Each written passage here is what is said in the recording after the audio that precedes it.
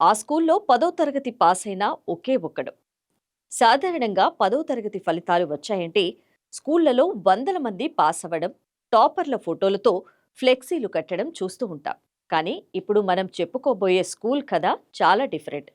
ఎందుకంటే అక్కడ ఉన్నది ఒకే ఒక్క విద్యార్థి.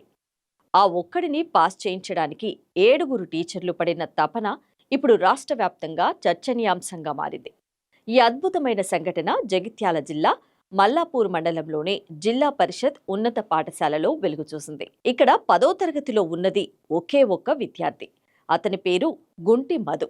రాష్ట్రంలో ఇటీవల విడుదలైన 10వ తరగతి ఫలితాల్లో మధు ఉత్తీర్ణత సాధించాడు. ఆ స్కూల్లో అతనే క్లాస్ టాపర్, అతనే స్కూల్ టాపర్. ఎందుకంటే ఉన్నది ఒక్కడే కాబట్టి.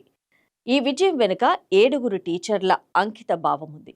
కేవలం ఒక్క విద్యార్థి ఉన్నాడు కదా అని వారు నిర్లక్ష్యం చేయలేదు.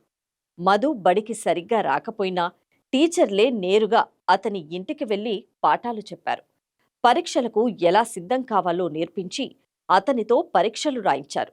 ఫలితంగా ఆ పాఠశాలలో 100% ఉత్తీర్ణత నమోదైంది. ఒక పక్క విద్యార్థులు లేక జీరో ఎన్రోల్మెంట్ స్కూళ్లు పెరుగుతుంటే, ఇలాంటి పరిస్థితుల్లో ఒక విద్యార్థి కోసం 7గురు టీచర్లు చేసిన ఈ ప్రయత్నం నిజంగా అభినందనీయం. విద్యా వ్యవస్థలో మార్పు రావాలంటే ఇలాంటి అంకిత భావం కలిగిన ఉపాధ్యాయులు కావాలి.